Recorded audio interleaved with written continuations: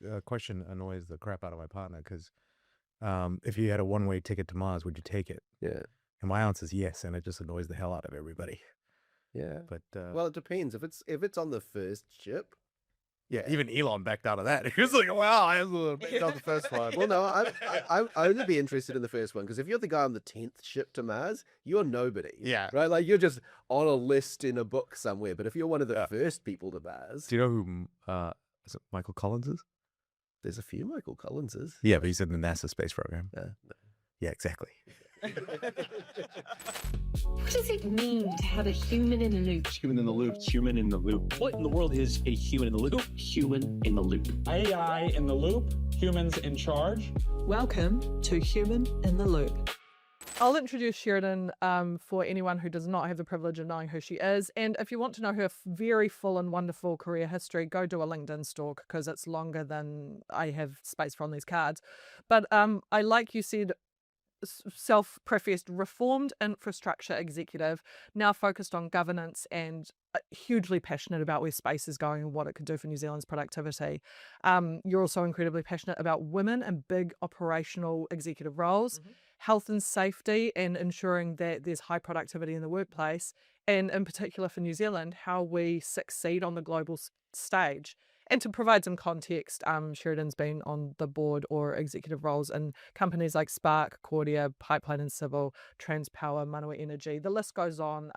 If you've used a phone for it or drawn some power into your home through it or driven along the road on it, Sheridan's probably had a hand in it. So does that cover it? Thank you for being here. Perfect. Yeah, thank you very much. It does. Let's start off by referring to your T-shirt because you have just come back, when I say just, within the last month from a space conference in Colorado. Colorado Springs, Yep. yeah, a couple of weeks ago, and at the start of the year I was in Brussels for a space conference there, so I have just lost my mind for space. So, yeah, and as an infrastructure person, I guess it is the natural intersection between technology and infrastructure. And also, you know, New Zealand's just in such a superb position to really grow our space and space-aligned sectors that what's not to love, right? And I'm a salesperson, right? So what's not to hustle? So I'm hustling myself into the sector at the moment. Trying to get one of those tickets on the Mars. Oh, no, I'm an earthling for sure, right? Yeah. Maybe going backwards from Colorado then to Brussels. Was that the one that you said you were like the only New Zealand person there? And it's a global space conference, and why is there not more representation? Yeah, so I've been whinging to a friend actually about, and he works in the space sector, about the telecommunications sector, right? I'd come off the board of Spark and I was a bit over that sector, and it's a tough sector to make money in as well. And he said, well, you should work in the space sector, which was a great way to magic up an idea in me. So I got myself to Brussels where he was going to be. So I thought, well, I'll know one person. I can have a nice time, you know, go shopping at lunchtime or whatever, but go to this couple of day conference. And when I got there, knowing New Zealand's provenance in space, you know, we are out of interest NASA's biggest launch partner outside of the United States. So Rocket Lab has really done a fantastic job in getting us on the world stage. And we got good regs and so on. But anyway, I went along to this to literally have a nice time and just learn and think, oh, well, yes, that was interesting. Or I don't think I can add any value to this. And when I was going through the attendees, when I got there, I realised there were no New Zealanders in the audience at all. And no one, you know, none of the trade stands or anything, which really surprised me. And we've got New Zealanders based within walking distance of that location out of interest, you know, in a really active NZTE function and so on. But it just happened that no one was there. And the first person I sat next to when I was just at the first opening sort of speech, and I said, hello, I'm Sheridan Broadbent from New Zealand. And he said, New Zealand, you know, gave me his business card. I'm from blah, blah, blah in Italy, and I'm wanting to set up a deep sky observation from one of your sky reserves in Southland. Wow. Can you help me? And I'm a salesperson, right? So I said, well, of course I can. And then wrote that LinkedIn post, right, to say, bloody hell, everybody that I know, can you help me here? Because there's no Kiwis here. I'm just making it up. Can everybody help me if I get these connections so I can just pass them off to informed, knowledgeable, actual experts? And I got the most amazing response, including from our Minister of Space, to basically help. And so there was no shopping at lunchtime. There was no nice time. I just hustled went the to hustle hell out mode. of the next 2 days.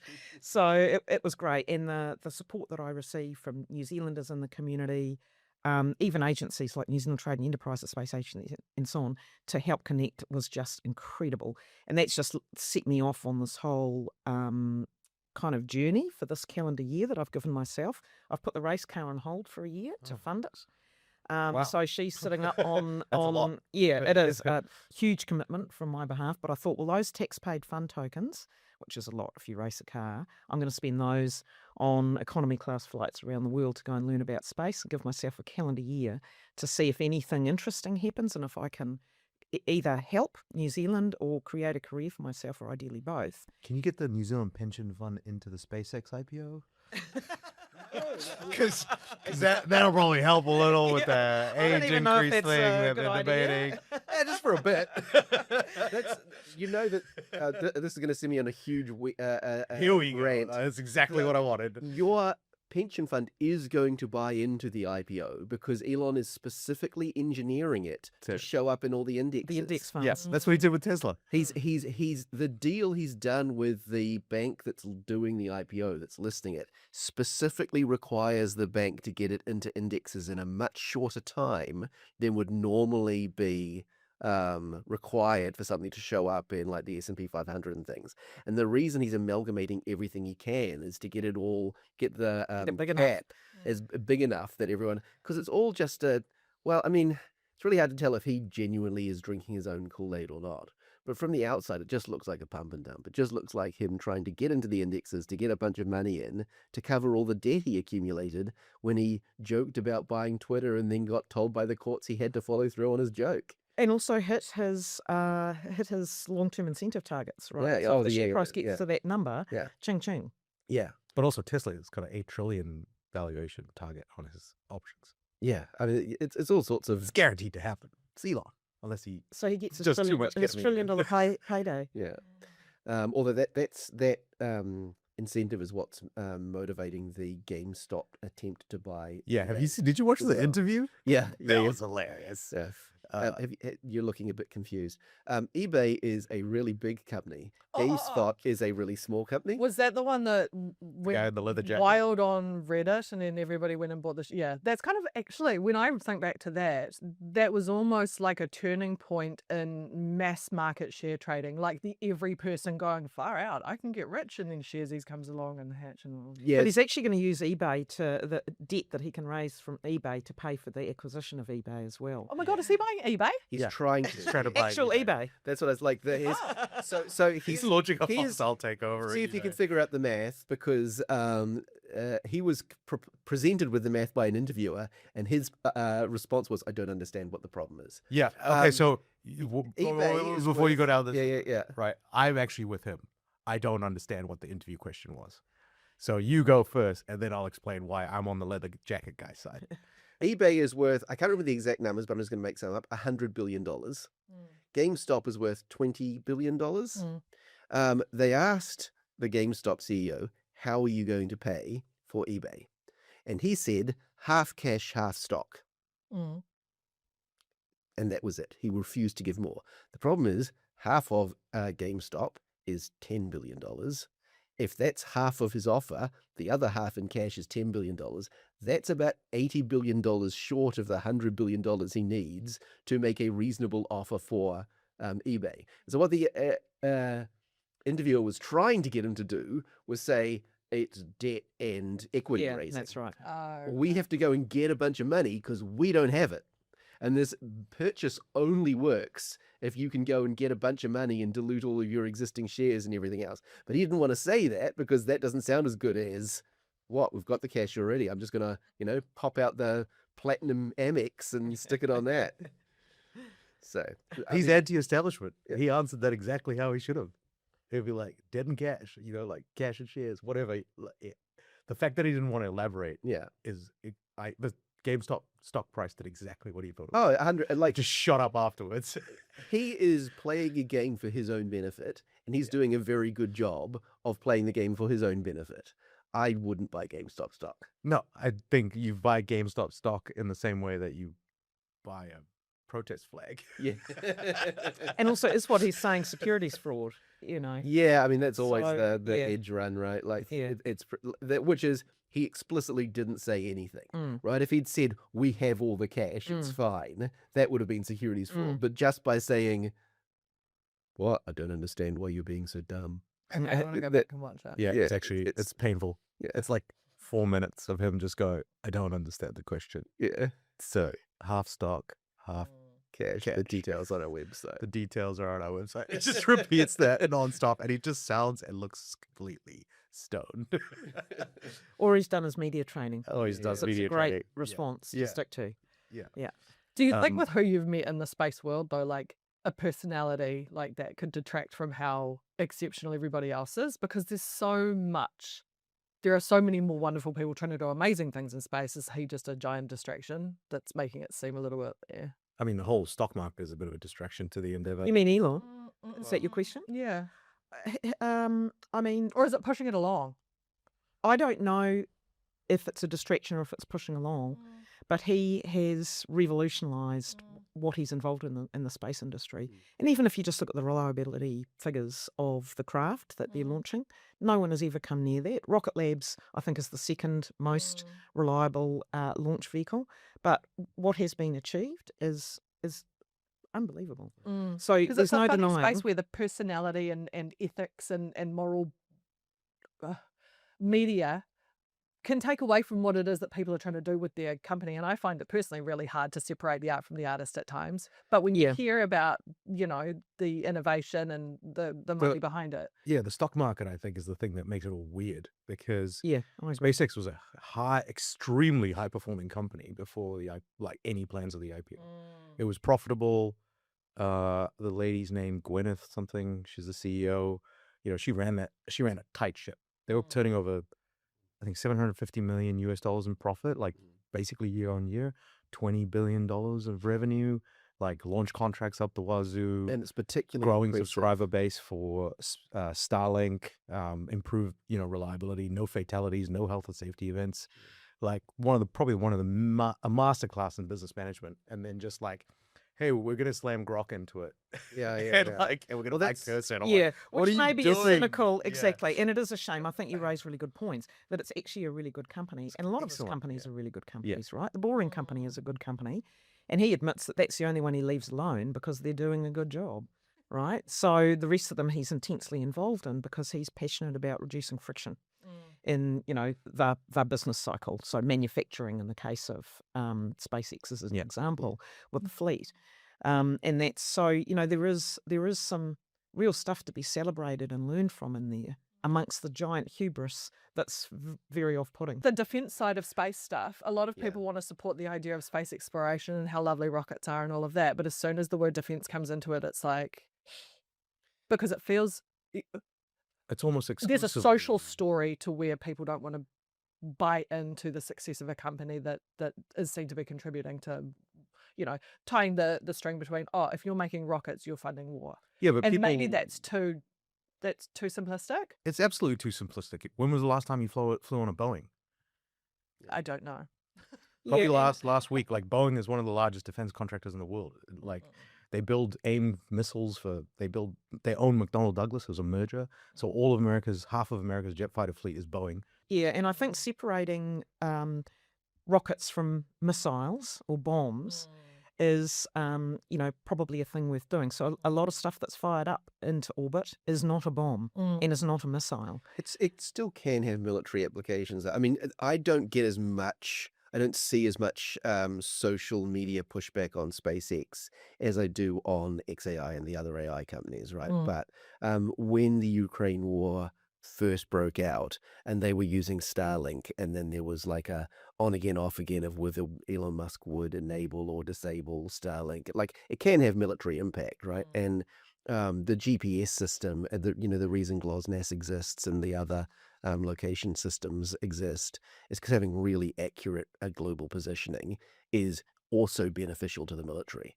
For a long time, your GPS was only accurate to about 100 meters, and that wasn't a technical limitation. That was because the American I think it was the military. I'm not sure which branch of the DARPA signals. yeah, they paid to have it put up there, right? And they had an encoder that would let them get a more accurate positioning, but they were concerned about the military applications of people being able to locate things super accurately. But couldn't you take that analogy to anything that involves telecommunications? A router, right? The fact that Cisco can log into your router remotely. Yes, which And is- all that could be used for military applications, and the police could be using I think that it's right the now. percentage of earnings. No, I think it's how we contextualise what we're panicking about here, because the fact is that the normal old telco network has been very capable of dual purpose activities forever, right?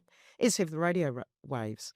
And, New Zealand used to have Waihopai here for, insight and information gathering of communications. So it's a very mature technology, and it's mature technology that doesn't necessarily involve stuff in orbit. Yeah. So I guess is dual use getting worse in the world, or stuff that could be reused? I think so. this? So I'm sure you already saw the news, but the viewers might not have. America has banned all foreign routers. Right? They recently implemented a rule that only routers made in America by American companies are allowed to be qualified by the FCC. And is that trade protection, or is No, that they explicitly said cyber? it's security. They Okay. explicitly said it's for security reasons. Now, that's what they've said. That administration is using security as a fig leaf over basically anything they want to do. And the fact that there is one router manufacturer who is allowed to import routers into America, that they had an exemption written for them, and that happened pretty soon after they donated $100 million to a Trump-aligned super PAC. I'm sure it has nothing to do with that exemption, and it was perfectly fairly analyzed. But that's what they're claiming, is it's for cybersecurity reasons, right? And there is a reasonable argument, right? Like Huawei was often blocked by governments because of the cybersecurity And risk. ZTE was taken out. Yep. Yeah, I sort of like look at it in a gray area around substantive use. So if the substantial amount of revenue to that company comes from military applications, I'm not that excited about that company. And so I can live with Boeing because the majority of its revenue is actually civilian applications. And it's a historical company. And what are you going to do? Only fly Airbus? But, someone like Raytheon, yeah, I would avoid. I would not buy a product made by Raytheon. And it's telco, and it's... I think it's quite hard. They own a lot of other countries. Yeah. I think where I'm seeing this world, and what I'm trying to, I don't think I have the experience or knowledge in this sector, whereas you guys do, but I see just No, I this don't. interesting tension. But you were there, or you're there in this. There's a part to play for government, because these are really impactful technologies that can drive our GDP up, can add productivity, can add an entire new kind of like world to where New Zealand could go in the future and stop reliance on other things. But then there's this kind of story that New Zealanders tell ourselves about who we are, and sometimes put a little bit of blinker on and go, I'll take this version of Rocket Lab that seems like lovely and sweet in space and isn't that cute, and I don't want to know about the other half, or I'll go all cancel culture when it seems to be something else. Yeah, I don't think do you know what I mean? I don't It's think just- either position helps, right? No, I just, no, I it just, doesn't. the world would be better off if we just went into stuff eyes wide open instead of just telling Yes. ourselves fairy tales. Yeah. Well, that's true, but then you're saying you wouldn't go into Raytheon, so are you telling yourself a fairy tale as well? Because I think most people want to feel that they live in a place that's got some sort of sovereign kind of resilient structure in place, and whether that's about, pandemics, or whether that's about cyber attacks that are put together by nation states, right, which is happening right now, whether it's about highly capable fishing vessels masquerading as fishing vessels in the Pacific Ocean, that's all happening right now. Whether it's vessels that shouldn't be going into the Southern Ocean between us and Antarctica or not, that's all happening right now. So I think we all want to live in sort of that fantasy world where we don't need to do anything to protect ourselves, because good things will happen to people who think good thoughts. And, I just wonder if we need to have a different national conversation about what national resilience means, and what defence means, and what war means. Because actually, in terms of cyber war, there's news today, and we are sort of pre-quantum cryptography, so things are only going to get worse in that regard, about what's going on in the Pacific Ocean. And New Zealand's got a real role to play there, and we have been playing a role for, decades and decades, both from an intelligence perspective, from a satellite observation perspective, with the Safety at Sea program, and with our defence forces as they are. So what does a nation expect is reasonable in terms of the defences that you're cloaking around yourself when you contemplate all of those things? Because warfare is not me shooting a gun at you. Warfare is me putting cyber defences in space and regulations and investment in space to make sure that we can keep our banking system and our waterworks functioning. I think we need to be very careful. If you think defence is about missiles and we don't like missile companies, what is defence? What is reasonable to expect of your country as a citizen? I think emotionally, the difference between a space-borne attack and, say, a router-borne attack is it's basically impossible for me to do anything about a space-borne attack. There are very limited organizations that have any capabilities in space at all. With a router, if there is an attack, I can unplug it and throw it in the sea. I can physically get to it, and I physically can do something about it. And that's the case for most forms of attack, right? Like, I may or may not succeed in that defense, but I have some capability to participate in a defense. Whereas in space, if you don't have any capability, then there's nothing you can do about it, right? Well, you have intelligence as a capability, and the thing is, since the refinement of intercontinental ballistic missiles, we've been in that situation since those days, right? Well, I don't know what that was. I'm no expert, but the 70s or something, right? The 80s? ICBM Yeah. is probably the US. It'd be in the... So we've all been in that situation for a long time. Yeah, Titan launcher, Titan 1 from the 1950s. Yeah, so... But I guess I don't want to get lost in not unrealistic that we need defense applications, but the word defense is the key thing for me. So, we're not a big bully, and we're not even relied on to be the big protector either, right? So, I believe in the right to defend yourself. And I also believe in incentivizing the right behaviors. So companies that advance human civilization over, attack formation weapons, I prefer those companies. So Apple is invested in Inmarsat. Inmarsat has, they don't really have any military applications because the bandwidth is so crap. So they've got this weird technological disadvantage that means that they can only be used for certain pulse beams for rescue operations and stuff like that. If I had to pick between satellite operators, and I was like, ooh, these guys definitely don't do any defense applications, and I could put my money where I want the incentives to go. And Inmarsat has provided satellite communication on all Apple devices for decades. Yeah, I'm like, yeah, why not? And that's the kind of subtle movement of money that incentivizes or disincentivizes behaviors. And the thing I worry about with AI is just a bunch of non-democratically elected people in charge of some pretty heavy shit. Yeah. I mean, that was for me the conversation around Starlink and Ukraine was not, should we be providing Starlink service to Ukraine or not? It was, why does Elon Musk get to decide that? I mean, the answer is because he owns it all, right? It's an interesting... It's just a genuine question. I don't have a problem with Elon. It's more like, wait a minute, he's putting stuff above me that's carrying stuff that he's not allowed to disclose, and we have to participate in things like Five Eyes. And it's like, where do I get to choose a little bit of this? Because I've delegated, and we don't have to participate in Five Eyes that the nation chooses to, and it's net beneficial for sure. But what I would say about the the SpaceX thing and the Starlink endeavour and the NASA friction that's going on at the moment, Greenland in particular, is being at this thing in Brussels, right, at the end of January, beginning of February.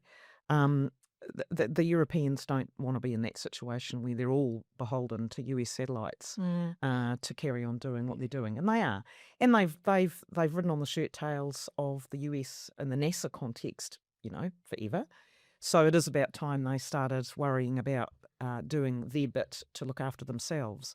But that was a real theme, in terms of effectively, I guess, overbuilding Starlink so that they've got their own capability, and they're never in that situation again where one human is making a decision that will fundamentally affect the outcome in a country.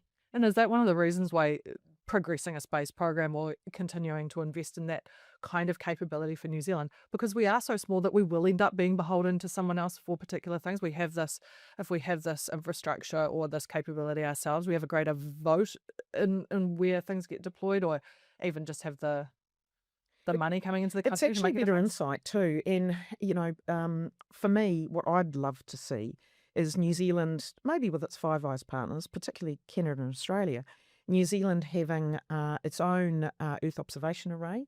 We play a huge role in the South Pacific already. So one of our SOEs, Cordia, that I was the chair of and on the board of for a while, good company, they surveil over 25% of the world's oceans for the Maritime Safety at Sea program for the government of New Zealand and the government of Australia.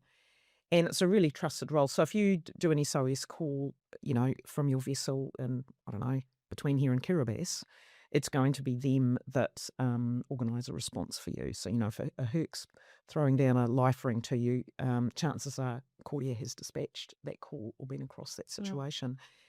So New Zealand has participated and provided services in that area for a long time, and being able to see what's going on in fishing lanes in the South Pacific is quite hair-raising, actually. And our South Pacific partners in New Zealand are reliant on fisheries income and everyone playing fairly. There's an international system in terms of how fishing catches get divided up between countries, and some of these countries, like Tuvalu and Kiribati and so on, they are really relying on that income. So if factory ships are ripping off the system, which they are, we need good quality information about what's going on there.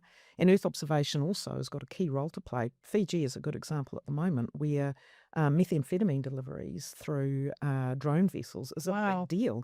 And then small vessels, which don't have AISs, small vessels are the ones doing the courier job from the drone vessel, bringing the methamphetamine back to shore. So they're untraceable, but you can probably pick up the big vessel. So, these are real issues that governments in the Pacific region, including New Zealand, are trying to grapple with at the moment. Real commerce issues, human rights issues.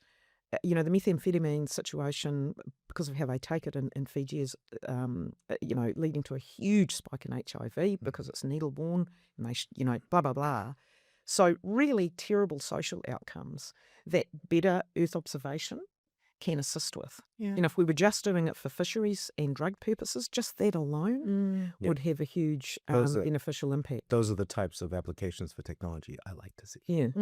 And I just don't want to throw the baby out with the bathwater. I think that's a really good point. Yeah. Yep. And how do we make sure that we incentivize, systems that are designed and companies that are designed to solve those earthbound problems, and worry less about destruction and more about creation and preservation. And this is where I think governments have got a role to play. What I like about what I've just told you about what Cordia does, it's a state-owned enterprise. So ultimately the government has control over what it's doing. It's a trusted actor, security cleared people, blah, blah, blah. So lots of sunshine and transparency on companies like that doing that, as opposed to it being cloak and dagger, and even as opposed to it being inside defence. It's not inside defence, because this is a commercial endeavour that it's providing, using commercially available technology.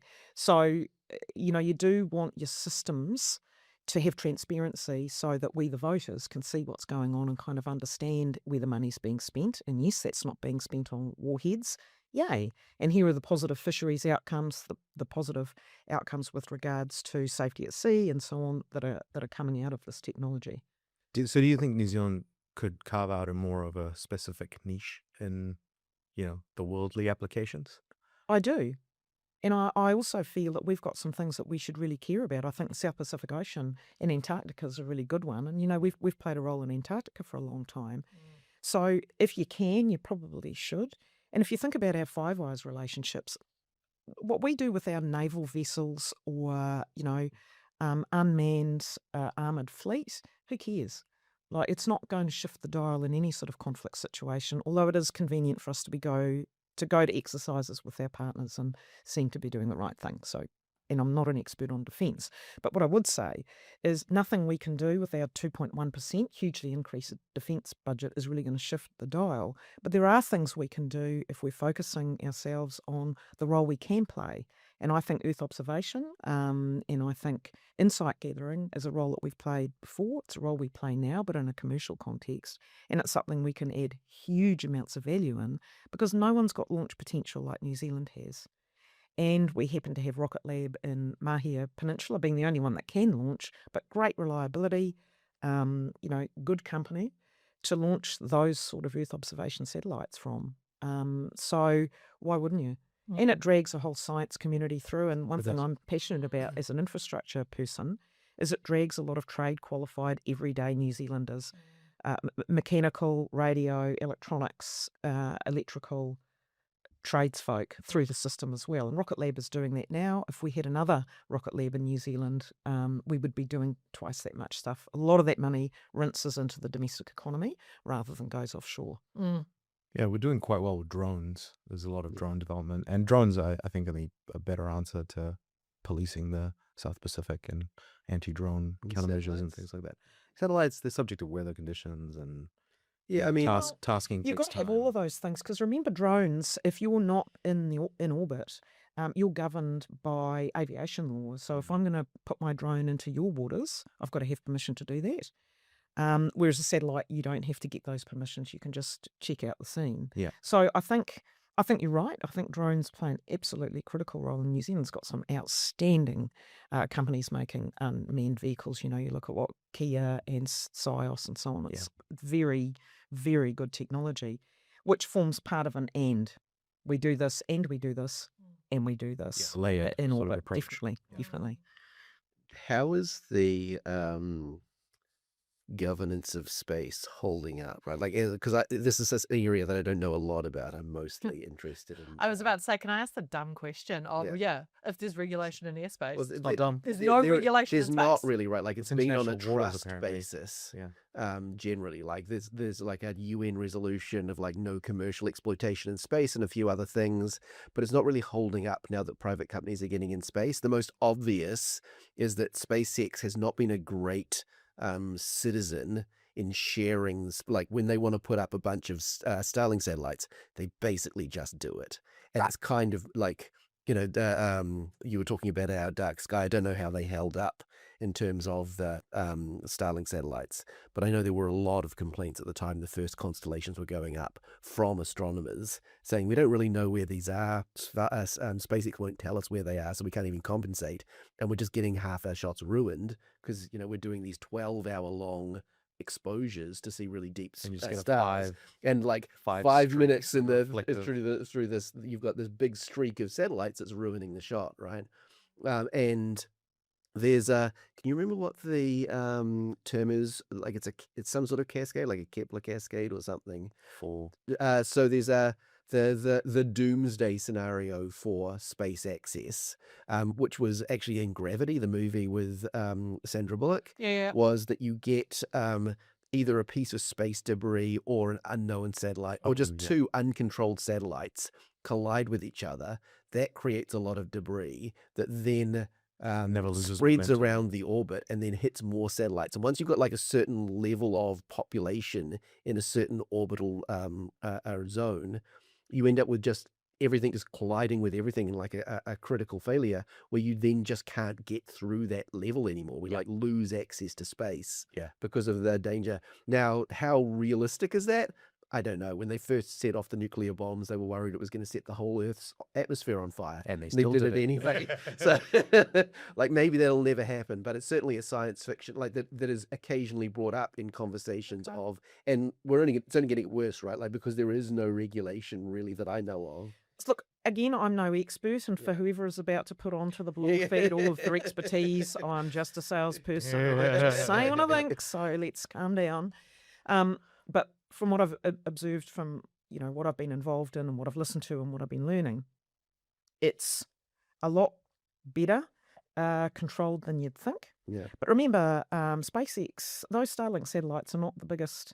The Chinese have got far more up there than anyone else, right? So I think it is an issue that is going to accelerate. And of course, there is technology that can mean that you can move your satellite around.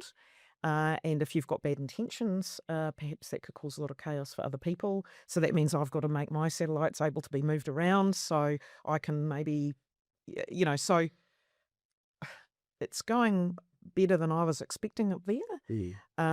But it's certainly an area to be very keenly occupied on if you're in the game, and I think Yeah. everyone is. I think human nature is best exemplified by Churchill before World War II. You can see the build-up happening. All of the logic and reason is there. You just need the right person calling it out beforehand, because we're not going to act before actually anything happens. And then when it happens, the right person gets put in charge to fix the problem. I feel like that's what's probably going to happen with space governance as well. We just need to make sure that people are calling out, hey, these problems are probably going to occur. I know it hasn't occurred yet, so you think I'm being alarmist or, over paranoid. And then when it happens, kind of be like, okay, well, someone's actually invested some time in thinking about this, and there is a response. Yeah. Giant magnets. Well, that's yeah. I mean, again, Or a big robot with a baseball bat. Yeah. It's all science fiction, right? And I'm not my space rocket capability is, I know that the Kerbal Space Program exists. I have no idea in the physics involved, but I like from what I've read, like the energy in like really small components can still be really significant because of the speed they're going relative to each other. And so even before the current proliferation of commercial satellites, NASA was not just tracking deliberately put up their objects. They were tracking all of the space junk that had fallen off spaceships so that they could try and track a launch path through clear space rather than running into half a bolt or, And there's a lot of innovation out there in terms of, cleaning up space junk. Yeah. And also, I think parties, governments are trying to work towards accords where you're doing sort of clean launches, right? So there is sort of general commitment to doing that. Yeah. And asset recycling, of course, is quite lucrative if you can, if you can make it work. But Especially since the burning, I don't like the burning up in the atmosphere. I think we're just doing that whole thing where we're like, oh, I'll just dump it in the ocean. And then the 50 years, we're like, oh, that was a bad idea. It's kind of better than leaving it up there, though, right? Like that's No, the I think we problem should with collect burning it or plastic. Task them towards the sun. Yeah. Burning plastic isn't great, right? But it's better than putting it in the ocean. So, like when I see countries burning plastic, it's like, I'd love if you were recycling that, but I'm definitely happier that you're not just dumping it in your rivers and watching it go away. Lesser of two evils. Yeah. I think the gravity is the main problem. It's a lot of energy to break orbit into It the shouldn't sun. be. Yeah, They should be able to slingshot it, yeah. just a can of beans and. I mean, this is the complete extent of my knowledge on space physics. The energy on a rocket launch is not to make the rocket go up; it's to make the rocket go sideways. Yes. It's relatively easy to get up high enough, but if that's all you do, you just fall back to Earth because you're not actually rotating with the orbit of the Earth. You need to be going sideways fast enough that you then end up staying in space. Yeah. Do you know? That's the maths from that movie. Yeah. Basically, if you imagine a flat plane and something falling towards the flat plane. Yeah, like an apple. Yeah. So it's basically falling at the speed of gravity, right? Yeah. And then if you bend that plane around and you imagine the thing falling towards as it's moving sideways. Yeah. That's effectively how things get into orbit. Okay. Does that make sense? Yeah. Yeah. But also, if you bend the plane right around the object, won't the object just stay stasis in the middle because it's being Well, the pulled plane is equally the from- Earth's surface. Oh, okay. So Yeah, it's I watched a really It's old falling left. Like, It's I actually think- traveling left, which is his I comment think around Canadian Science Department movie. You know, if you're old enough, when you went to school, they'd sometimes bust out the film projector and they'd show you like science films on the film projector. yeah, the old And then- science films. Yeah, I watched one about space time and gravity, and they just had like a rubber sheet, and they put a bowling ball in the middle of the rubber sheet, and that sunk the whole sheet. And then when they flicked a little golf ball or something, and it just sat there and ran around.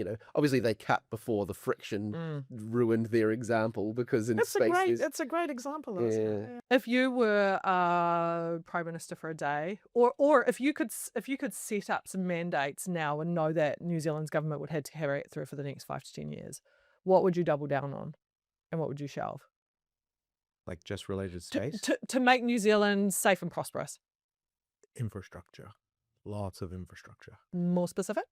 Underground rail, just keep going. Underground rail. Yeah, CRL, like connect the Waitemata and then get a tunnel all the way to the airport. That would drop like 10,000 cars off the road.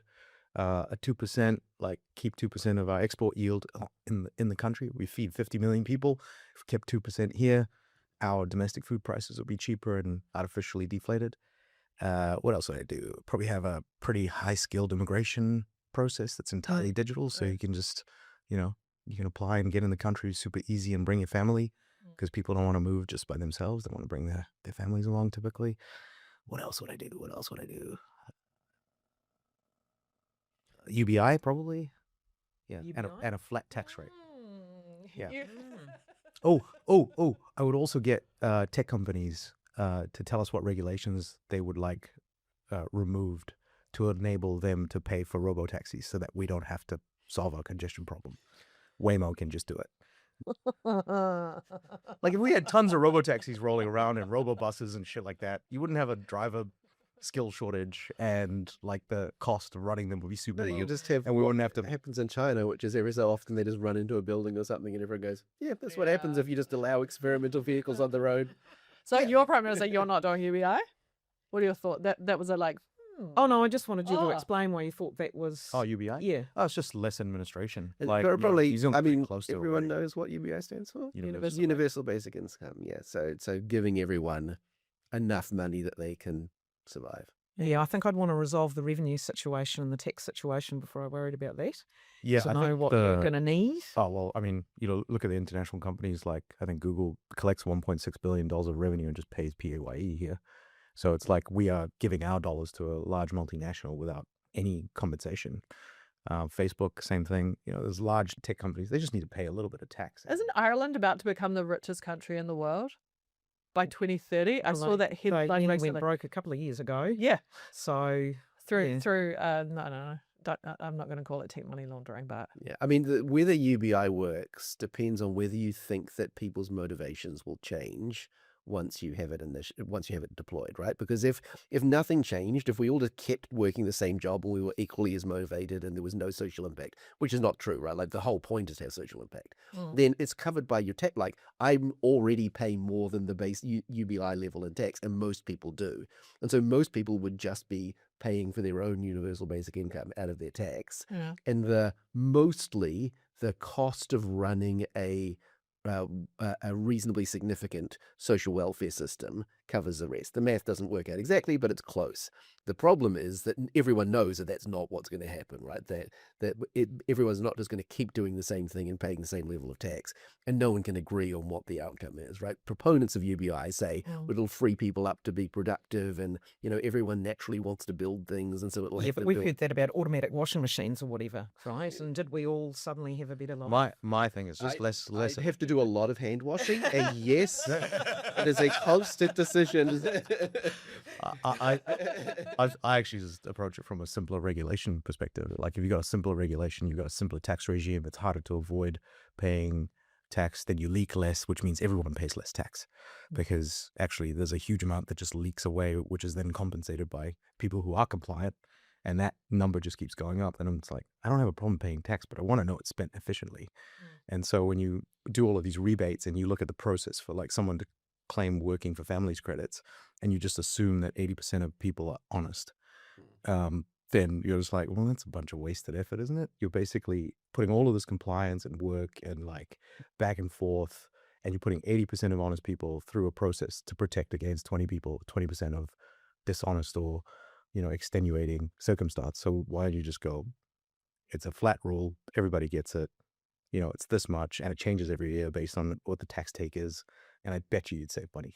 And you'd also simplify your tax returns, you'd simplify business operations, you wouldn't have weird holiday pay shit to deal with, you wouldn't have... New Zealand tax returns are pretty simple. Exactly. In the international context. Yeah, make them simple. Fairness. Like, why complicate anything, How do you go fast? What's the secret to speed?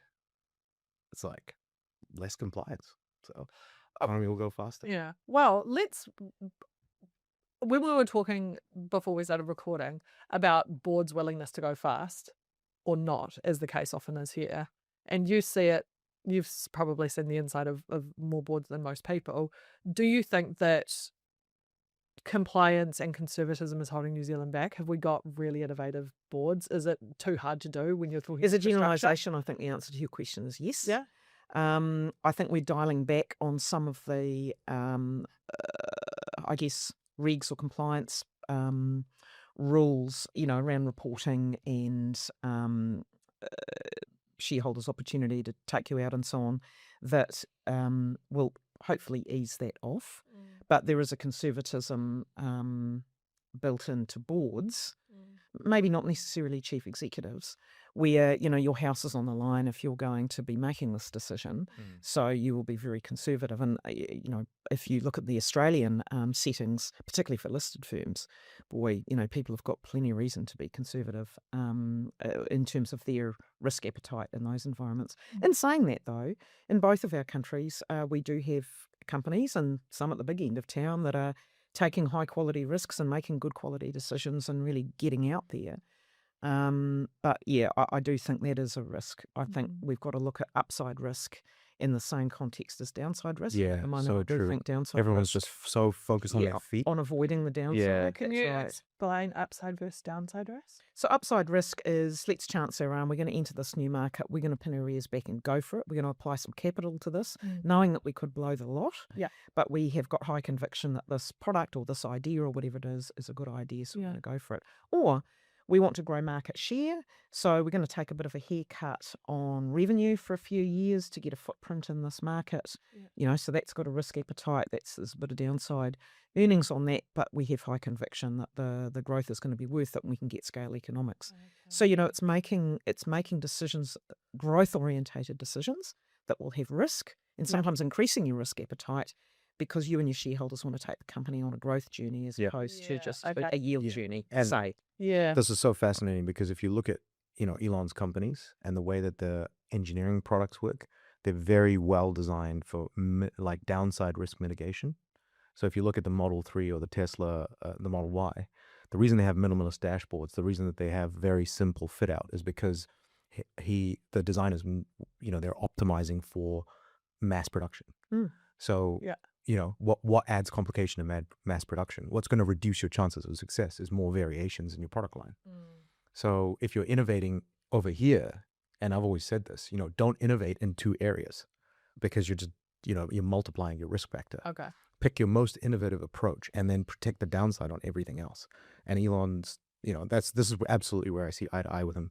Even with the SpaceX's approach to rocket design, it was actually copied off the Russian N7, which was the Raptor is a small engine that's replicated as a cluster underneath all of the rockets. And that's because on average during test flights, 5 or 6 of those Raptor engines flame out. And if they start to create a vibration, they just shut them off. So they designed the entire thing to have redundancy because the rocket is the most important, like the engine is the most important part. So you'll see it scattered all throughout all of the engineering approaches to Elon's companies. And that's why he's able to innovate, or that their companies are able to innovate in such extremes. And for us, we see that extreme innovation as like, oh my gosh, that's like the most incredible thing. How did they pull that off? And the way they actually pull that off is by oversimplifying the shit out of the stuff that is actually going to kill them. So would upside risk be in the space of growing market share? Like it would be riskier not to. As an example of does health and safety sit in downside risk? So, I mean, it might be helpful to simplify it way back and just think about something like gambling, right? So if you buy a lotto ticket, your upside opportunity is, could be getting this wrong, so feel free to it's out of if I am. Your upside opportunity is you could win lotto, right? You could get $1 million. Your downside risk is that you could lose that. Oh, got you. Yeah. Okay. But what you could do the is up you and could the go down to of a the same friend. risk. What you could do to a friend and go to a friend and say, if I lose this, you'll give me $5. Yes, And if I you win hedge, this, I'll give you $1,000. Yeah. And that way you've reduced your downside risk. Instead of losing the $15 you cost on the ticket, you only lose $10. Got And it. if we're going to get $1 million, you're only going to get 990,000 instead, because you committed to give some of that money to your friend instead. So there's different ways you can hedge your risk or balance your risk to try and make sure that, because what most people, when they invest money, they're like, okay, but I want that money back. right? Like if I'm going to give a company, if I'm going to buy shares, I'm going to put And they want some $10,000 rent into for you having shares. my money as Yeah, well. yeah. I want some interest on top of that, Mm. but I absolutely cannot accept the risk that I might get back less than I put in, right? With a lotto ticket, your downside risk is 0. You're going to get nothing back. That is a risk when you're buying shares, but generally, if you're buying in ETF, if you're buying like a lot of different shares, the chance you get 0 back is pretty low. That's a global catastrophe. You're averaging down, but then But the you chance might you get get a higher less. return Yeah. is less as well. Yes, yeah. And so most investment, you're balancing off how much you might make if things work out versus how much the risk of losing something and how much you're going to lose if things don't work out. And so that's why they say with an investment portfolio, as you get older, you should go to a low risk position because your main problem is keeping what you've got. Whereas when you're younger, your main problem is getting more. So you're prepared to take more risk on the upcycle. Yeah. And as you get older, and your ability to earn money to replace what you've lost is reduced, you actually just want to preserve what you've got. I feel like, back to your point about boards, I feel like boards engage in risk mitigation to stop bad outcomes, which is not, on the face value of it is really probably the right thing to do. But the era that we live in is you need to engage in risk mitigation to enable better outcomes. There's a subtle but very important difference in, why you're working against, mitigating certain risks. Yeah, and from a look, governance level. you've got to mitigate your main risks as part of running a business, right? And I just want to go back to your comment on safety because I'm very passionate about that. And if you have bad safety at your workplace, it suggests that you don't understand the machinations of your business, right? You were talking about SpaceX before, and that safety was one of its high performance outcomes. If you're running a manufacturing cycle that is efficient, then you don't want failure, and safety is a failure. So it's another artifact of a failure in your system. And if you're not keeping an eye on that, because it is a great indicator of other things, actually. So not just a factor in whatever your system of work is, you might be writing software or you might be actually manufacturing. Whatever your system of work is, you will have failures. And safety is the ultimate failure because not only is it inefficient, you're taking out families with you and extended families and communities when you fail. So it's the highest order of failure, which is why we should all pay attention to it. But it is often a huge indicator of a productivity gap as well. So it should be scrutinised for what it is, the ultimate failure in your system of work. And that's why I'm passionate about it, right? Because working on the contracting side of infrastructure, when you own an asset, you're kind of living the dream. But when you're working on the asset, it's very, very low margin business. So rework is the enemy of success, the absolute enemy of success in a high production environment. And rework and safety go hand in hand, right? If you want low rework, you need to have a real zero harm mindset to safety failure. So then how do you see the world of automation, robotics? I mean, you were talking about Waymo and cars. We know that they don't have a zero failure. Yeah, there's a Waymo today that they recorded it. It's gone viral. It went under the rail thing and this massive locomotive. Oh my gosh. Just that far away. Oh my gosh. Yeah, and there was someone in it. gosh. They were just frozen. Absolutely paralyzed. And this Waymo, the barrier came down, and it was one of those Jaguars, and the barrier was super high. It just went underneath it. Oh, wow. And I was just like, oh. So in that instance, and maybe an experience in something like the rail sector might inform this, if self-driving cars were to come to New Zealand and we know that they don't have a zero, they have a non-zero. Yeah, they have a non-zero. Their scorecard keeps going back from how many deaths today to 1. Who's responsible for the risk of saying we'll allow that in the country? Is it a government thing? Is that legislation? Have we got a system that goes in, let's say, vehicles and transportation, which are always risky?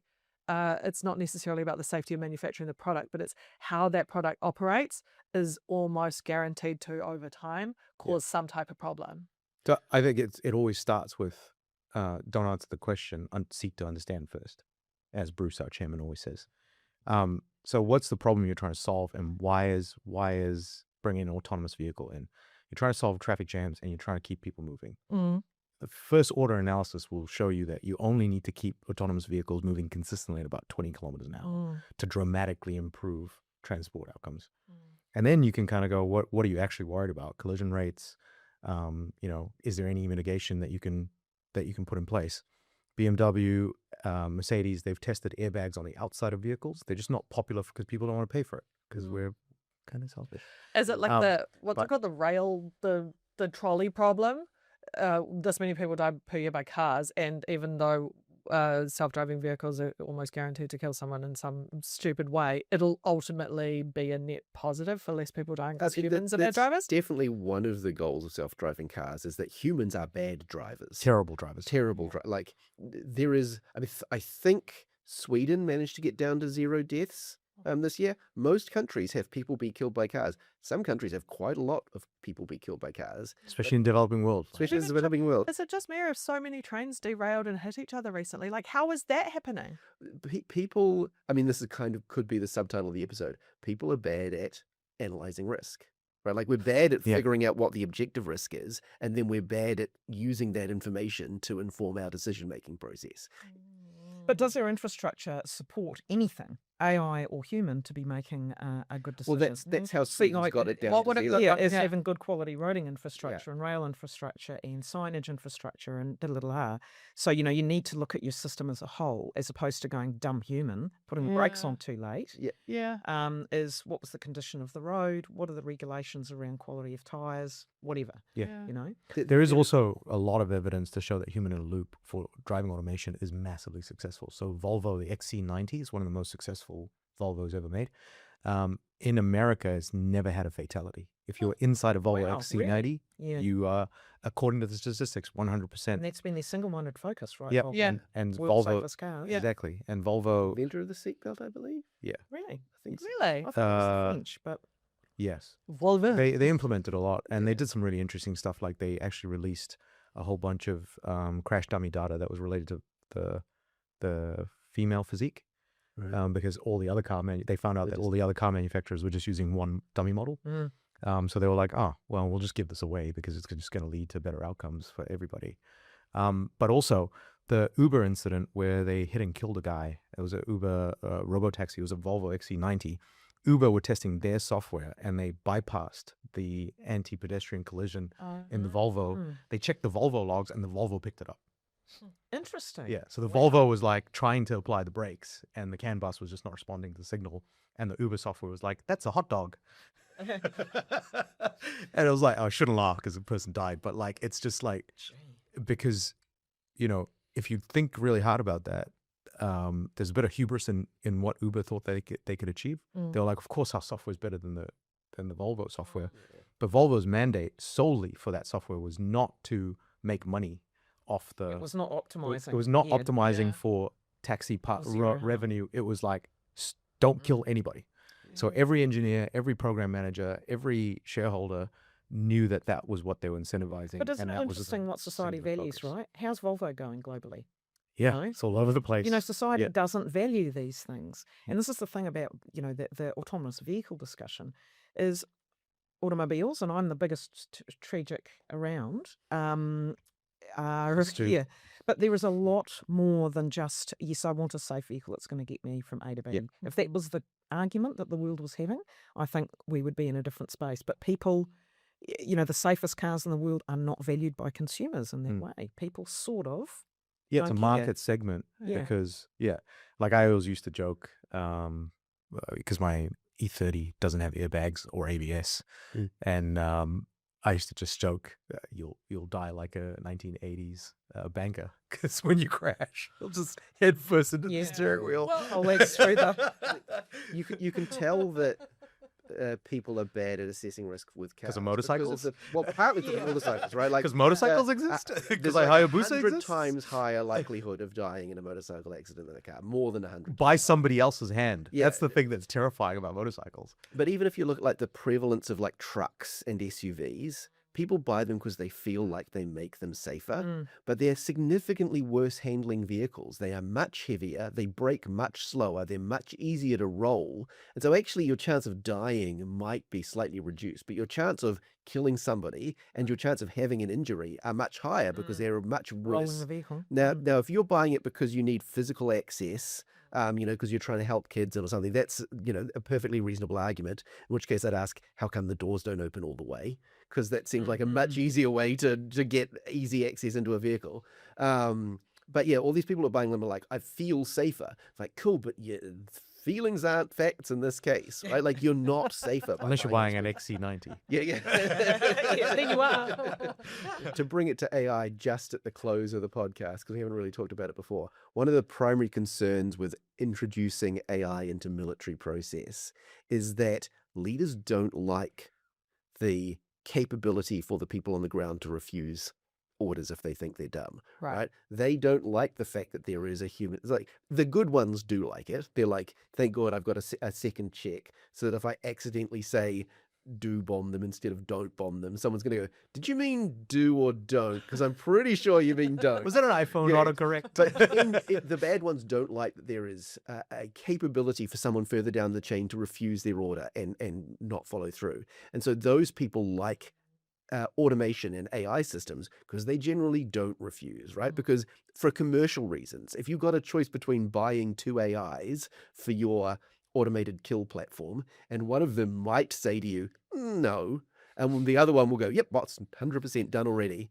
then you're going to buy the one that's more compliant, right? And so that's the concern when you're looking at something like using, what was it, Anthropic got rejected. Maven target. Yeah.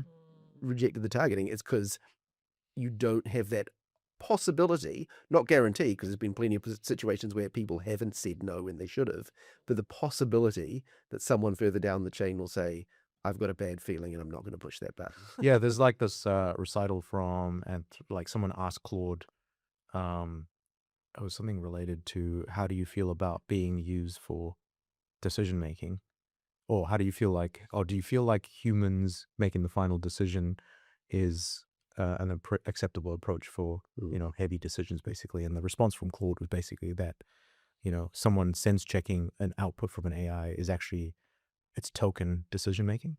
All you're doing is once overing a decision that's already been made, and there's a lot of complacency, and and basically it was just articulating that it didn't like it, which was really weird because Anthropic did that stunt about it's rational for the platform to say that, though, of course. Yeah.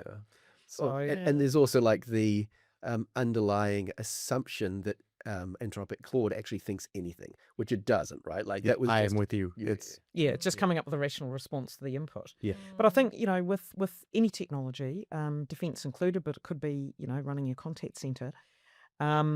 I think it's generative AI that has got people a bit anxious, is when the AI is making decisions about what the AI is going to start thinking in the future, and what would the controls reasonably be, or most effectively be over that. And then the defence capability, if generative AI starts to decide that actually, even though you have got decision-making control, we're going to take that away from you, because you are irrational and we're rational and we've got the citizens' best interests at heart, or whatever its algorithms are telling it, that then is when humanity probably needs to have some sort of intervention or oversight, whatever that may be.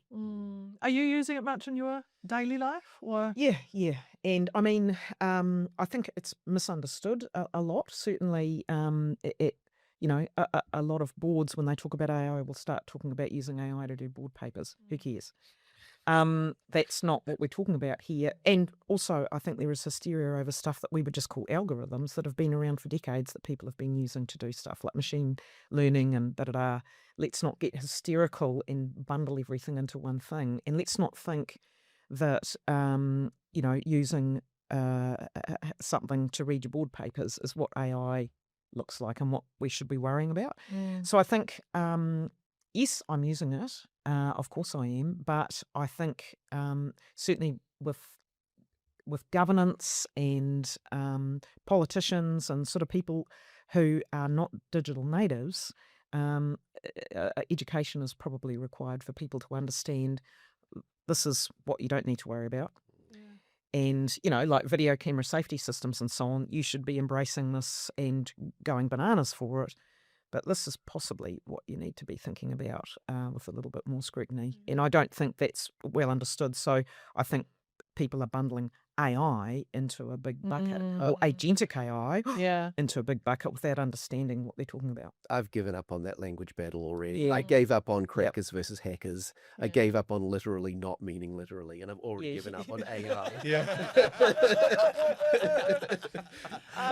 Okay, for my last question then, just to close us out. So if you got to write the strategic plan for New Zealand for the next 5 to 10 years, what are your what are your votes of confidence?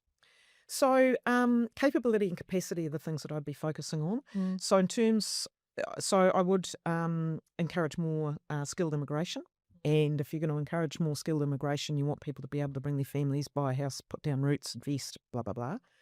I'd also be looking at building capability through trades training and getting grassroots people. We're not all academics, so a PhD might be great for you, but it's not great for me. We capability building through education is for everybody, and that's why for me I would have real focus on pastoral care for apprentices, probably through defence, simply because they're good at it, so that people can leave school at the end of year 12. Right, because they don't fit in at school, and go and get a career that pays them to learn and come out of there as an electrician or a world-class, mechatronics or electronics or electrician degree. The best radio engineers in the world come out of defence, and we can't hire New Zealand ones anymore because they're not being produced. So what do? We bring them in from overseas. We should be building and we should be buying. So through immigration and building capability domestically. Those would be two levers that I would change, and apprenticeships aren't very fashionable or glamorous, so good luck to me. I don't understand that, eh? It's Yeah. like it's Germany has a wonderful system. It's so Germany has yeah. a fantastic system. Just and that's what copy we need to pasta. emulate. I Yeah. understand it from seeing the experience of apprentices here, where they are like, if you felt like you were learning something, then you'd participate, even with a really low salary. Like they get like $3 an hour at the time, but it was a make your bones culture, right? Where you were expected to Get a pie and a just coffee sweep for the team and sweep the floor and get, just do busy work and not even really be able to observe the people doing the real work for like 3 or 4 years, because that's just what was expected for you to, And so like I would understand as a young person who's like looking at, well, I could have gone and got a degree and be earning decent money, or I could be on this really low salary to basically being treated like someone's personal assistant for 3 years and maybe learn something at the end if they don't decide to just kick me out. But that indentured nature of labour doesn't exist now with apprenticeships, right? The apprenticeship itself barely exists. Yeah. I think a bit of structure around it would help. Yeah, right? and Like, 'cause pastoral Germany's care. quite- Companies can't hire a 17-year-old because they can't turn up on time and look after themselves and follow rules. But there are institutions that can help them do that stuff. And, I went to Rocket Factory in Augsburg, right? This is a rocket factory, as you'd imagine, in Germany. And they've got a couple of Kiwi automotive technicians working out of there. They said, we love the Kiwi mechanics because they turn up with their own tools, their own toolbox. Typical New Probably your Zealanders German in tools. Germany. The more rocket factories that are being built here, the more robotics factories, the more drone factories, then you actually have, because if New Zealand is hugely small to medium businesses, if the trade for being the one kid that gets employed by a like a sole operator car shop or a builder is very different to the type of person that's going to go work in Rocket Lab as an apprentice. So maybe we need more of those highly skilled trades and apprenticeships options. Do we have enough? We need all of those, but yeah, I certainly think we need more, and I think radio and electrical and electronics would be, and cyber actually. We need to be treating cyber like apprenticeships. Get kids into being cyber operatives, working cyber people, as opposed to with high degrees and designing stuff. We need people to be doing stuff as well in cyber defense. Yeah, that theoretical practical gap. Exactly. The world is becoming increasingly practical. Yeah, it is. The cyber attack from the zero-day Google defense thing is basically the entire TLDR of the article is like an incompetent hacker was able to use AI to become extremely overly competent. Yeah. Oh, it's the speed Yeah. that they're able to operate at. Yeah. If you're trying to respond to that with regular human speed, you're not going to manage it. That's right. And as far as Abby's concerned, more human Dogs food in for space? dogs. Oh, More scraps, thanks. Oh, more scraps, Yeah. table scraps. Yeah. Dots in space. So you've given yourself a year in space, a year on space. Where do you want to be this time next year? Probably, my dream would be working in probably the teleport infrastructure world. Now, this isn't beam me up Scotty teleports. This is like satellite base stations. This is, uplinks and downlinks, because that's linked into my into my electricity, telecommunications, and Earth observation paths with Cordia. So that's the area I think I'd like to end up in. Doing what, I don't know. But that's kind of where I'm heading at the moment. I'm providing a little bit of advice in the teleport world as well. So my ambition before the year is out is probably to head to Norway and go and check out, the spaceport and teleports based there, and learn a little bit about what makes them so world class and what that could mean back here for New Zealand. Because again, we've got some great teleports here. We've got one in Southland, Awarua, that's the location is the best in the world. It's fantastic and run by very smart people as well, and doing work for European Space Agency and NASA and tracking Artemis and like really cool. But could we be doing more in that space, because we are so capable in that space? But they need good radio technicians. It comes back down to what's your on the ground capability to think these things and then do these things. So yeah, teleports probably. We'll see. Well, we're going to be following your journey hotly, because these stories don't seem to come up through the media, but I see them when I look at your page. More radio technicians if you want to get your children into apprenticeships. And hopefully we can become a nation who sees itself as a space leader, as opposed to just, I think we already are. We are. I think we already are. We just need to do a better job of telling the story. That's it. The nation needs to change the story about how we see ourselves. Yeah. And we need to do more of it, right? Yeah. 100%. Yeah. We're good with boats. We're good with space boats. Yep. And we've got to be better at maritime observation for the win. Yep. Yep. Up there, down there. Someone's already got the ground covered. You're like, where are you going with that? Where's boats in hell? No, down here was like the ocean. Submarine. River Styx. Boosters. Someone got eyes on the River Styx. Sheridan, thank you so much. That was the weirdest and windingest chat. It certainly was. I can attest to that. Wouldn't even get to cars. Like really, yeah. I know. We got to come again. God You have for to come again. listeners. We should do one on EVs. EV nerd. Not EV nerd. Okay. That'll make a great episode. People to the grave. Absolutely. Ice for the win. Oh, thank you very much.